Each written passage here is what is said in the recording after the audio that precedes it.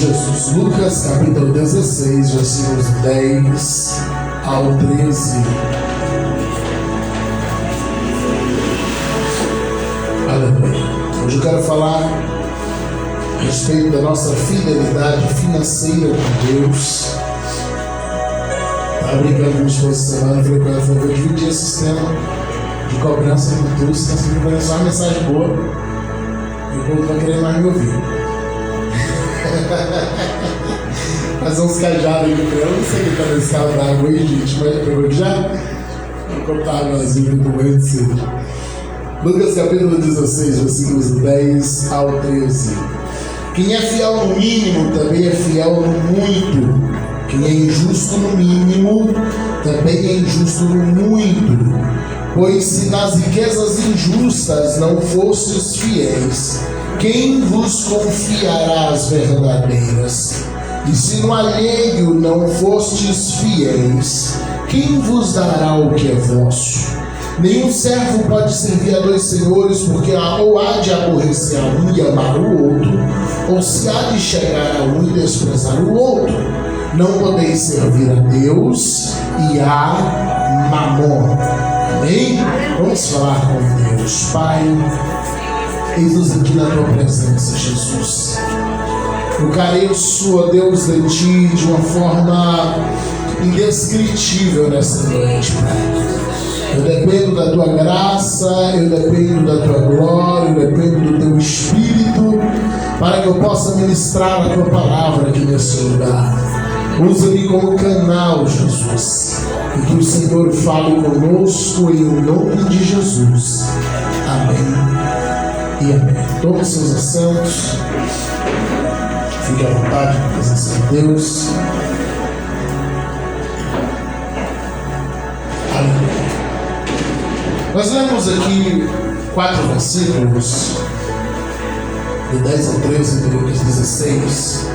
Jesus ele dá essa lição depois de pronunciar uma parábola do mordomo infiel, que é uma parábola um tanto paradoxal e complexa da gente entender. Uma leitura errada daria a ideia de que Jesus estaria apoiando até uma fraude com a má interpretação dessa parábola. Mas na verdade ali Jesus fala de um homem que ele prepara toda uma situação enquanto ele tem possibilidade para que ele possa ser alcançado, ser socorrido em um momento de possível necessidade que ele teria pela frente. Ele entende que talvez os próximos dias não seria fácil, porque o seu patrão o avisa que ele vai ficar desempregado, e ele começa a conquistar novos amigos que poderiam lhe oferecer um emprego. E ele prepara todo um cenário para que quando chegasse o dia de cumprir seu aviso e ele sair desempregado, ele ter amigos que tinham condições para que dessem outro emprego para ele. E Jesus, contando esta parábola, ele vai na sequência deixar de lado o assunto ali da esperteza daquele homem. E Jesus começa a pronunciar esses versículos dizendo: olha, quem é fiel no mínimo também vai ser fiel no muito. Quem é injusto no mínimo também é injusto no muito. Se você pegar todo o contexto da parábola do mordomo infiel, você vai ver que o assunto aqui fala de dinheiro. Todo o contexto da parábola que Jesus acaba de contar, ainda que esses versículos pareçam muito mais uma extensão ou um desvio da parábola do que uma explicação dela em si, mas todo o contexto ali, Jesus está falando de finanças. Ele começa falando de um mordomo que o seu patrão confiou todas as suas finanças na mão dele, e por um momento ele foi infiel ao seu patrão.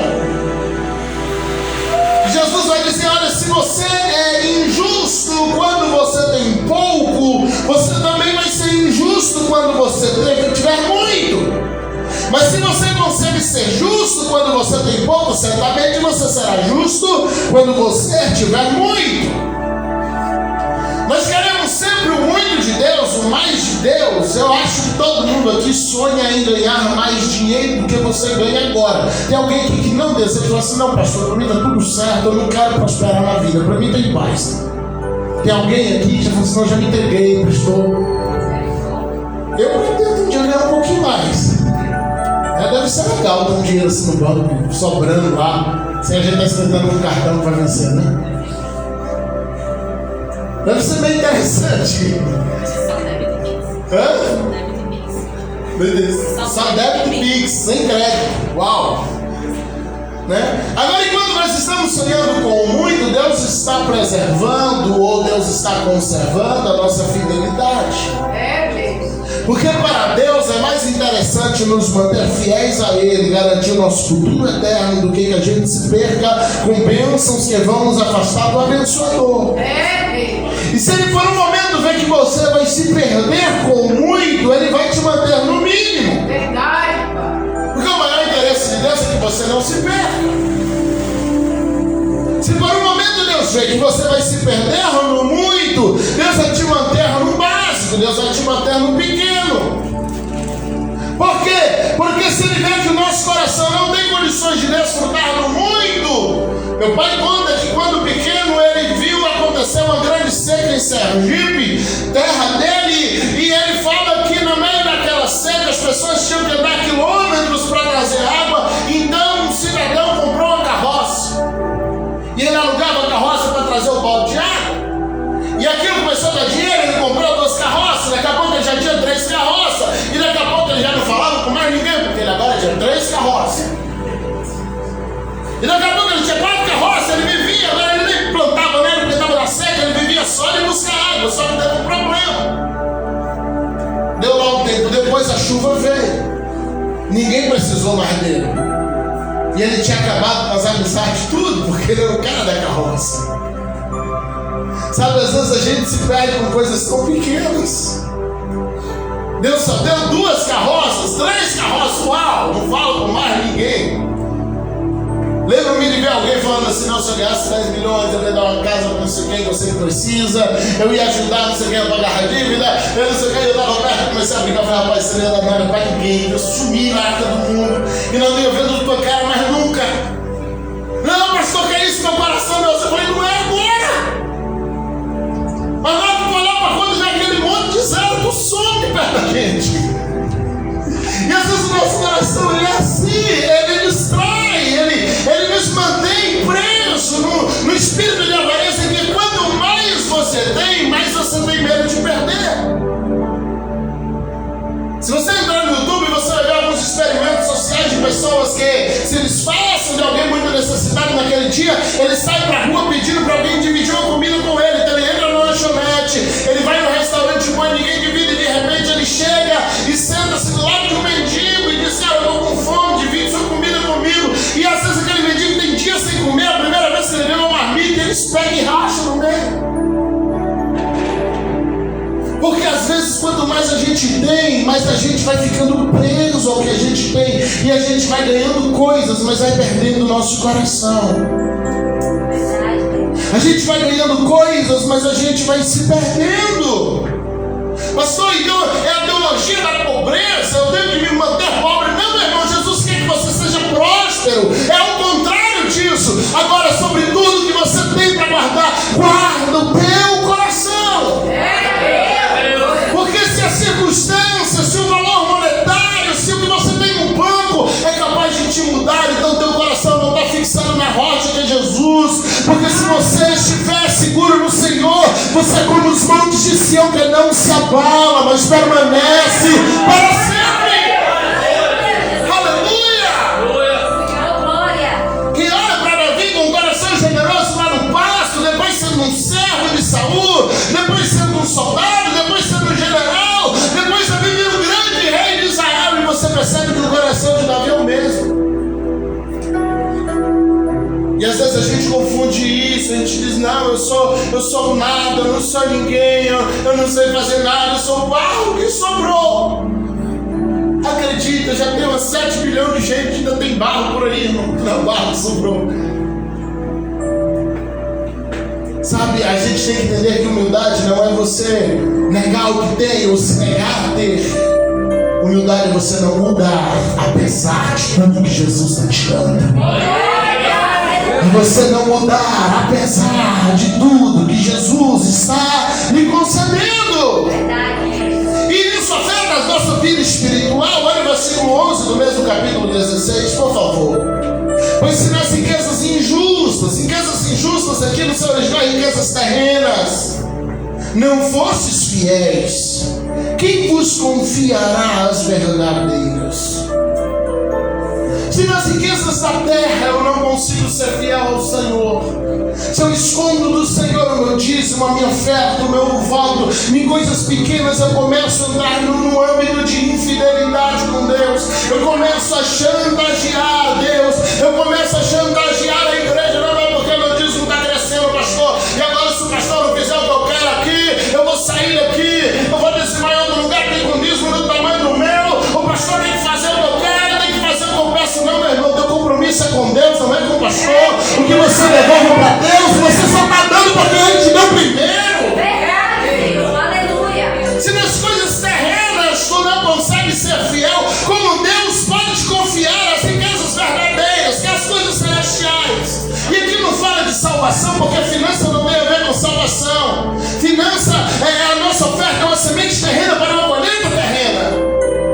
Mas aqui fala daquilo que o Senhor poderia me dar de riqueza celeste aqui na terra.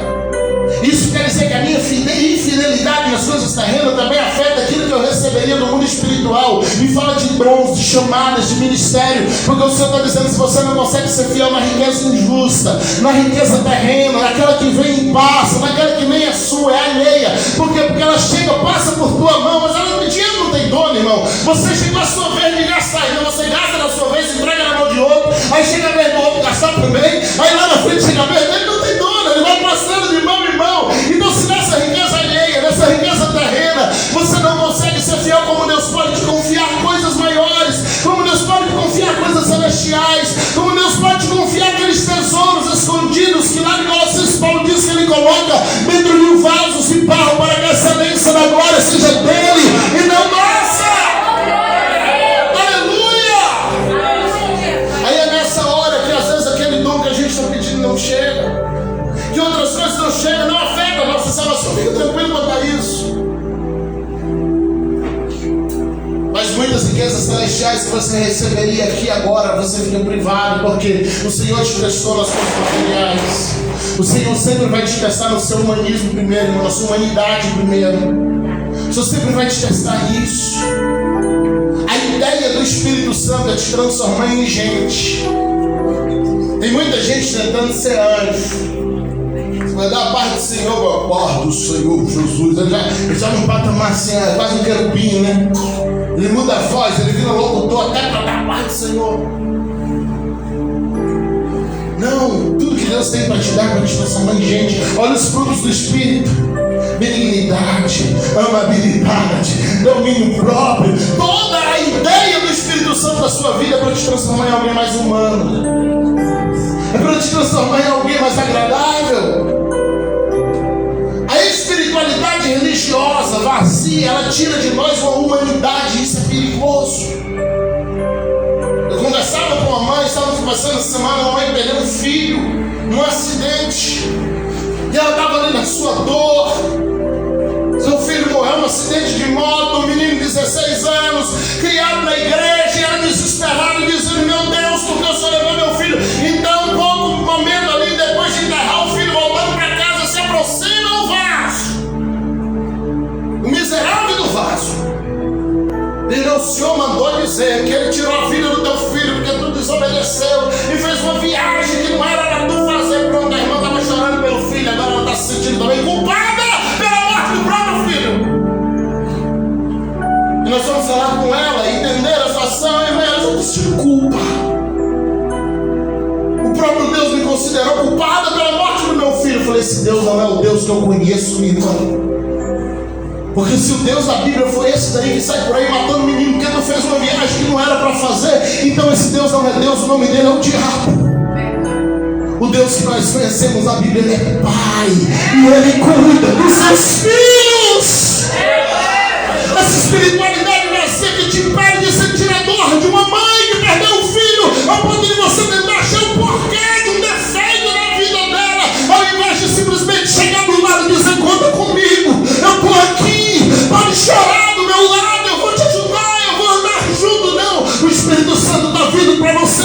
te transformar em gente, é para testar a tua humanidade, porque se nessas coisas terrenas tu não conseguir ser fiel, meu irmão, tu não está pronto para alcançar nada do céu.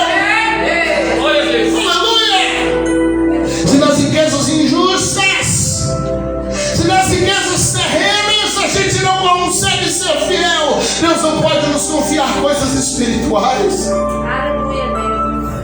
Aí o versículo 12 volta para um assunto um pouco mais sério, voltando a falar das finanças. Ele disse: no alheio, se naquela riqueza alheia você não foi fiel, quem vos dará o que é realmente vosso? Lembremos que o contexto daqui de Lucas 16, Jesus está falando de administração financeira. Ele está dizendo: olha, se naquele alheio, naquela bênção alheia, naquela que ainda não é sua de forma permanente. O que é isso aqui? Isso aqui é o teste de Deus, porque a gente começou lendo no versículo 10: se você não consegue ser fiel no mínimo, você não vai conseguir ser fiel no muito. Todo mundo quer o muito de Deus. Todo mundo quer o máximo de Deus. Mas o Senhor está dizendo: se nessa bênção provisória você não consegue manter a fidelidade, como eu te dou a permanente. Se nessa bênção provisória, nessa bênção que chegou só para passar para a tua vida, para testar o teu coração, aquele extra de Deus que Deus coloca sobre sua administração só para te testar, se nisso você não consegue ser fiel, se nessa bênção temporária que chega para testar o seu coração você não consegue ser fiel, como Deus te dará algo permanente? E o que é a bênção temporária na minha vida, pastor? Quando Deus começa a testar até onde Ele pode ir comigo, porque Ele disse: se eu não consigo ser fiel no pouco, eu não vou ser fiel no muito. Aí o crente está lá ganhando salário mínimo, chegando a 1.200 e pouco, né? E está lá e dizendo: Deus, aumenta o meu salário, pai, que sonho, Jesus, eu queria ganhar uns 5.000. Oh, Jesus, que nada, sabe, um salário de uns 5, 10.000, pai, no meu coração. O problema é que pela sua fidelidade Deus começa a te testar. Aí sai um sorteio daqui, sai um negócio dali, daqui a pouco Deus está te dando uma bênção de 5.000, Deus está te dando uma bênção de 10.000. Não é uma bênção permanente, ela é temporária. Porque a bênção temporária é aquela que vem uma vez só. E por que Deus faz isso? Para testar teu coração e saber que se Ele te desse aquilo de forma permanente, se você ia ser fiel ou não. Aí eu ganho 1.000 aqui, estou aqui depois dizimando, ofertando, está tudo certo. Aí Jesus vai me dar uma bênção de 10.000. Espera aí, deixa eu ver até onde eu posso ir com ele. 10.000, toma, filho, olha, Senhor. O dízimo disso aqui está grande demais, então eu vou tirar, não. E a gente não percebe que às vezes aquilo é o teste de Deus para atender a nossa oração. Do aumento do salário, de ganhar mais, de abrir a porta extra. Aí o Senhor vai nos testando e Ele permite a gente ganhar uma coisa aqui, vender outra ali. Ele vai permitindo a gente passar por testes. E a gente vai passando e a gente não percebe que Deus está nos testando para ver até onde Ele pode ir sem nos perder. Porque Deus não tem interesse que você ganhe muito na terra e perca no céu, meu irmão. Deus quer sempre que você ganhe no céu e na terra. Ele fala: uau! A oração do Pai Nosso nos ensina a orar dizendo que seja aqui na terra como é no céu. Então Deus sempre vai querer que seja aqui na terra como é no céu. Aleluia. Ou senão a gente entra naquele parâmetro assim do administrador de oferta, de dízimo, né? Eu lembro que o irmão que ela sempre clamava muito tempo atrás, que a gente pastoreava lá na Europa, né? Na Tailândia. A galera fica na Ásia. Perdeu, já é bom, fica bem esquecido. Eu louvo a Deus por ser filho de pastor e já ter passado por 50 cidades, que a gente pode contar um monte de testemunhos sem destino. É maravilhoso, o pastor ora. Porque então causa uma justiça que não sai. Olha, eu fiz um voto, eu vou dar meu dízimo, era 40.000 a casa dela. Eu vou dar meu dízimo, eu vou dar uma oferta esse sair, porque já tem um monte de ano lá e não sai, está no fundo da pilha, eu não tenho condição de pagar um advogado bom. E fica lá, e a gente começou a orar com ela. Aí Deus pega o negócio, parece que virou a pilha de cabeça para baixo, ela veio para cima, e não é que saía. E orava, e a gente orava, aí começa a passar os dias. E o coração foi fechando, dizendo: rapaz, eu vou dizer mais esse negócio aqui não. Como que diz, é muito dinheiro, né? Aí passa os dias, começa a perguntar assim: ô pastor, você tem algum projeto, alguma coisa para fazer por aqui agora? Assim, tem alguma coisa que quer forrar de ouro? Não, irmão, não tem nada planejado, não. Assim, por enquanto, não é. Aí chega no outro tempo: pastor, e aí, você está pensando em trocar nada aqui na igreja, não? Ô pastor, você não está, sei lá, porque dá para trocar perceber a situação e falar assim, irmão, o que está acontecendo? Não, mas é porque eu estou com dízimo lá, mas assim, se fosse para comprar alguma coisa e dar, se fosse para, sei lá, parecer que eu estou fazendo uma doação. Só que dízimo não é doação, dízimo você devolve a Deus. Oferta é uma semente para algo que você ainda vai colher. Dízimo é a semente do fruto que você já colheu. Quando eu tento administrar meu dízimo, a Bíblia vai falar sobre dízimos e ofertas alçadas. Toda vez que você vê na Bíblia falar de finanças, você vai encontrar essas duas palavras. O que é oferta alçada? A oferta alçada no Antigo Testamento é a oferta de objeto. Quando vai ser construído o tabernáculo, Moisés diz, olha, vocês vão trazer ouros, pendentes, tapetes, o que tiver bem de construir o tabernáculo, madeira, lona, e o pessoal vai trazendo coisa. Até que chegou alguém diz, basta, já deu, está tudo certo, constrói o tabernáculo.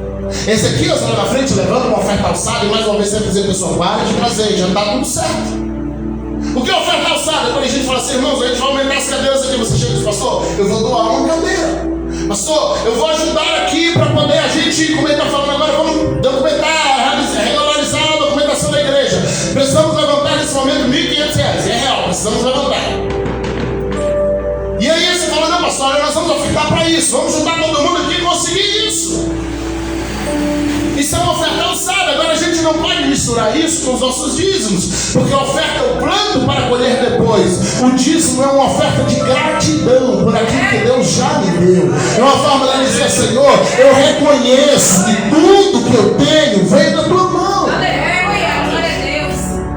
Quando eu dizimo baseado na necessidade da igreja, no que a igreja está fazendo naquele mês, se chegar um mês que a igreja não está fazendo ao nosso ver nada, né, que as despesas elas continuam, a gente vai parar de dizimar. Só que a gente tem que pegar a mentalidade que eu não dizimo a igreja, você dizima ao Senhor. Não estou dizimando aqui a igreja, o pastor Gesiel, a pastora Daniela, a gente dizima ao Senhor. Hebreus capítulo 7, versículo 8, se minha memória não me trair agora, tenho quase certeza que está errado. A Bíblia vai dizer assim, nós damos dízimos a homens mortais, nós entregamos a mão de homens mortais, mas ali um que é imortal. Amém? A versão que dá aquele de quem se testifica. Tem uma tradução que diz aquele que é imortal, mas aquele de quem se testifica, quando Deus fala de Jesus, ele recebe essa oferta. Aqui você entrega na mão de homens. Agora o dinheiro fica para a manutenção da igreja, mas a sua oferta, o seu dízimo, aquilo que sai do seu coração, queridos, que recebe isso é Deus.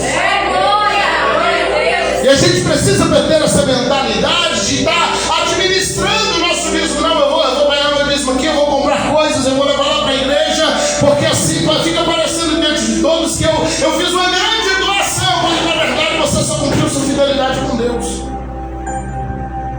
Você só fez cumprir com a sua fidelidade com Deus, mas você faz parecer. E qual é a diferença disso, pastor? Porque nesse caso a glória deixa de ser de Deus e passa a ser sua. Porque a gente começa a dizer assim, não, o irmão doou isso aqui. Na verdade, aquilo era uma oferta sua que você já tinha que ter devolvido ao Senhor. Mas a gente desvia a glória de Deus e essa glória passa a ser sua. E se isso é uma oferta, essa glória é válida, porque ela vai retornar em colheita para você. Mas isso é dízimo, essa glória não é válida, porque você está roubando de algo que pertencia ao Senhor.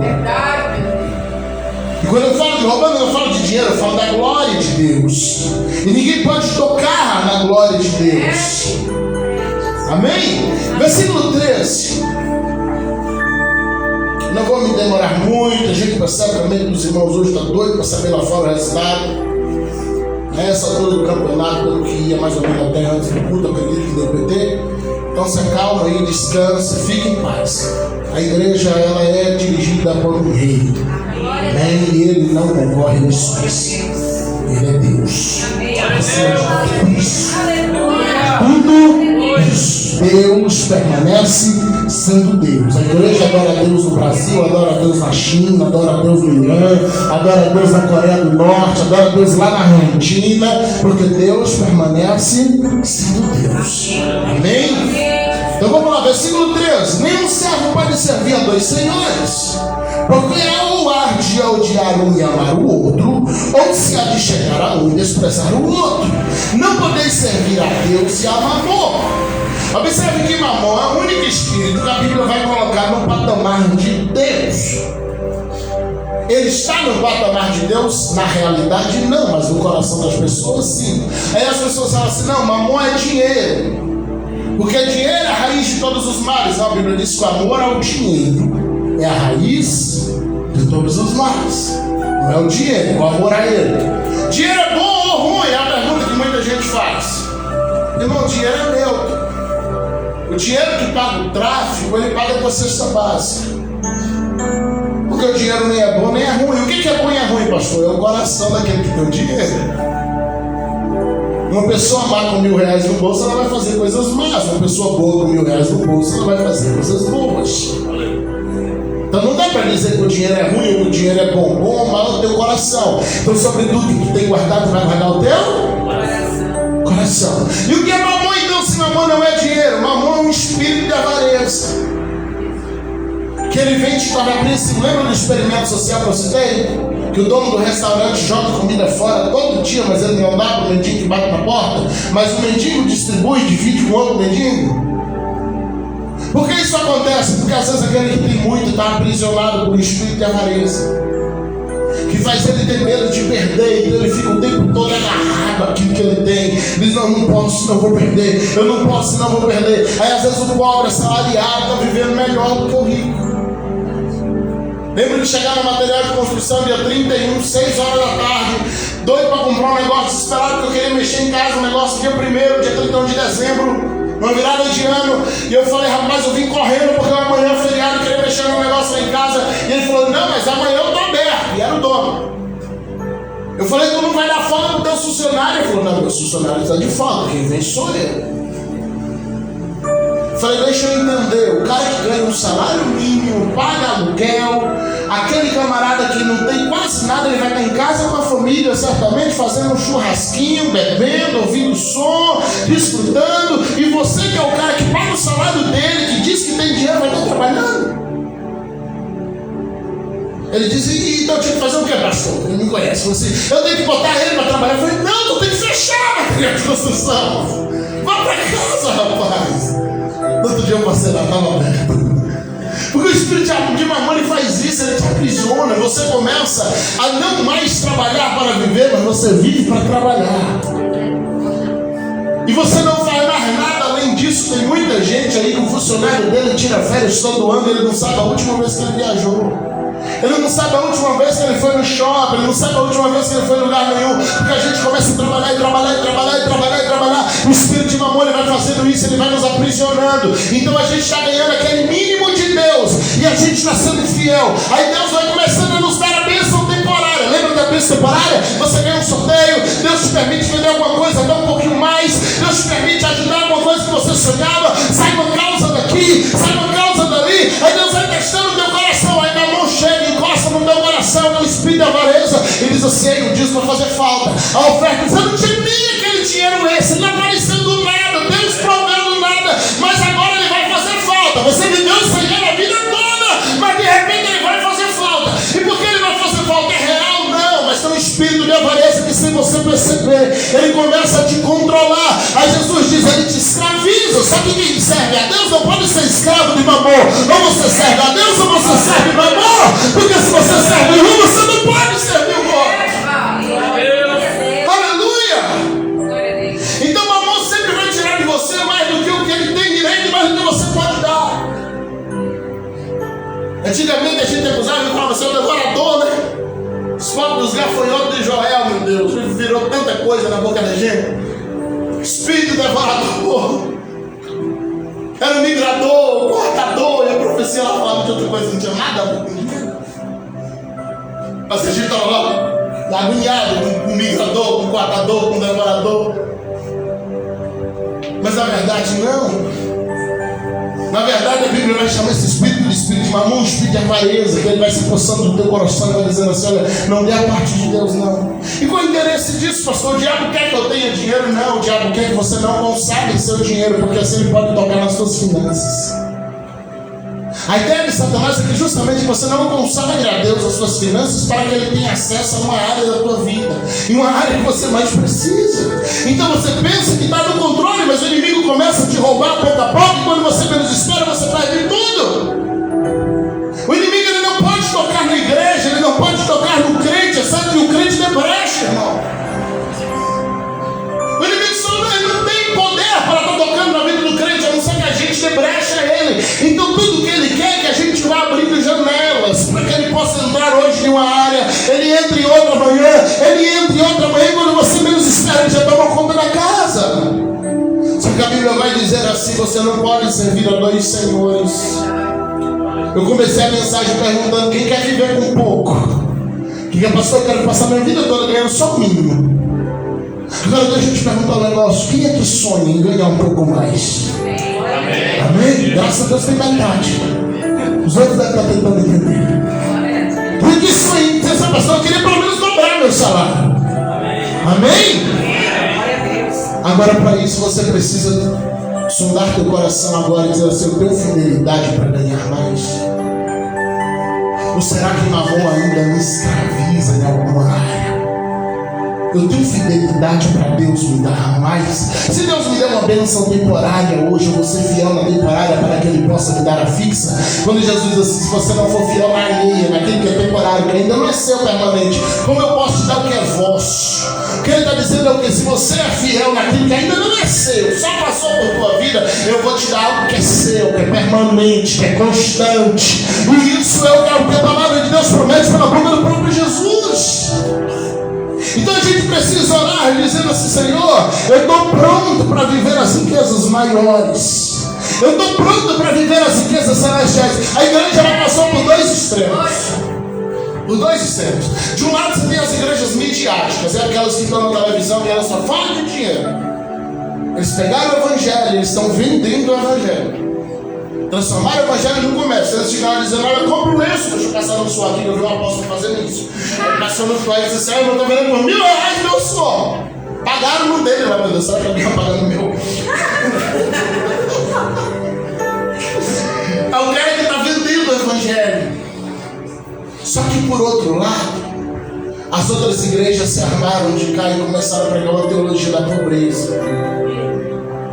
E o que é a teologia da pobreza? Enquanto usa a teologia da prosperidade, é extremista, está dizendo: você para ser crente tem que ser rico, crente é rico, se não é rico não é crente. Eles ficam lá falando muito de baboseira.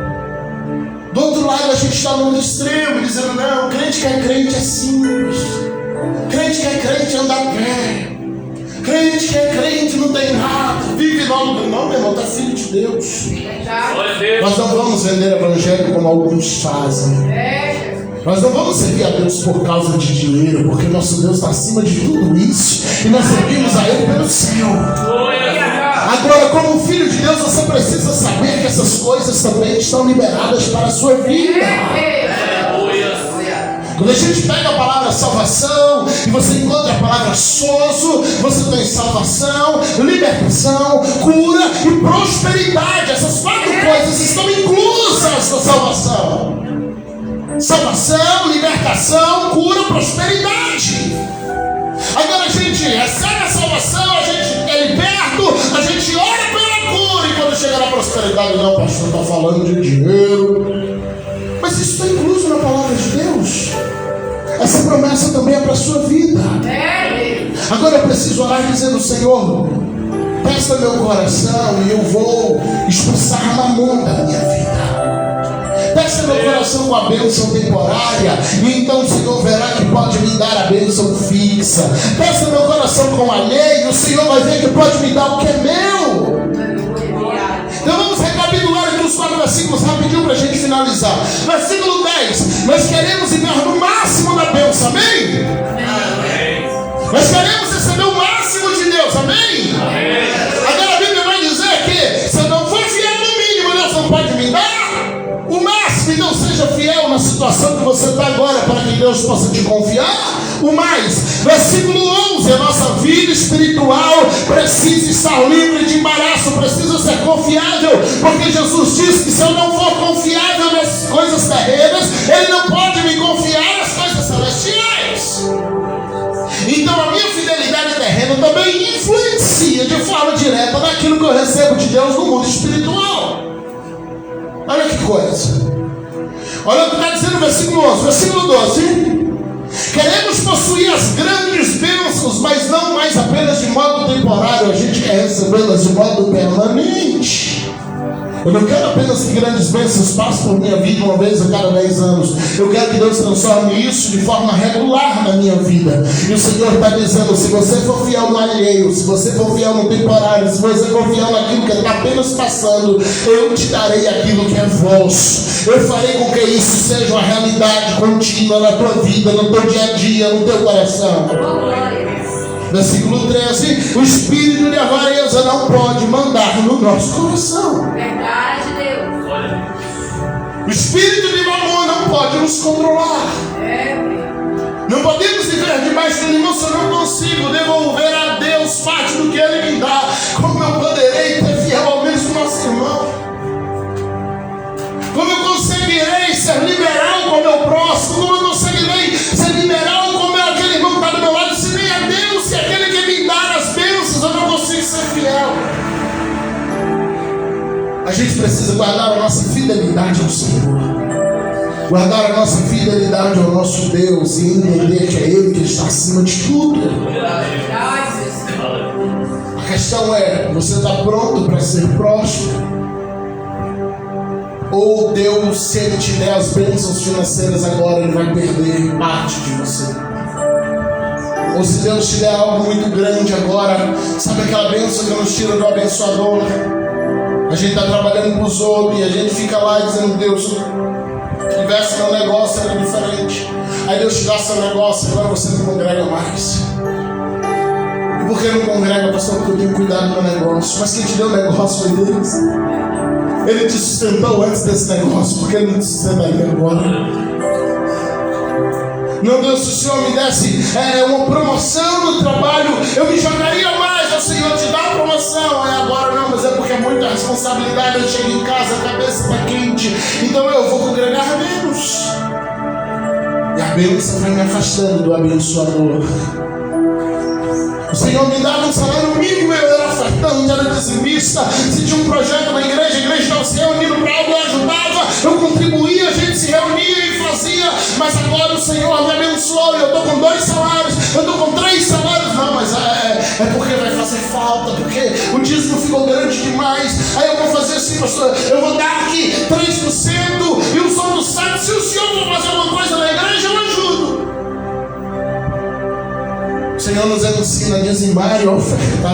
Uma coisa não substitui outra, porque tem propósitos diferentes. Um consagra aquilo que eu já recebi e é gratidão pelo que eu já recebi. O outro é semente para que o Senhor me dê novas bênçãos. Então o propósito de um não substitui o propósito do outro. Você vai ganhar a bênção referida àquele tipo de semente que você deu. Você não planta uva quando você quer colher azeitona. Olha, eu não plantei azeitona não, mas eu plantei dobrado na uva. Então eu acho que no final, como eu plantei dobrado na uva, eu vou ter metade de uva e metade de azeitona. Não, você vai ter dobrado de uva. Ou talvez nem a uva nasça. Aí Salomão em Eclesiastes 2 diz assim: olha, semeia dessa e também daquela, porque vai com uma das duas, não vai colher. Tu não sabe qual vai prosperar, então investe no seu lado. Já leu Eclesiastes 11? Ele diz: de manhã semeia tua semente, de tarde não retira tua mão, semeia dessa também daquela, porque tu não sabe qual é que vai prosperar. Ele está dizendo: meu irmão, se tem bênção liberada, comece a investir em todos os parâmetros do reino. Eu quero orar pela sua vida hoje, eu não vou me estender mais. Aleluia.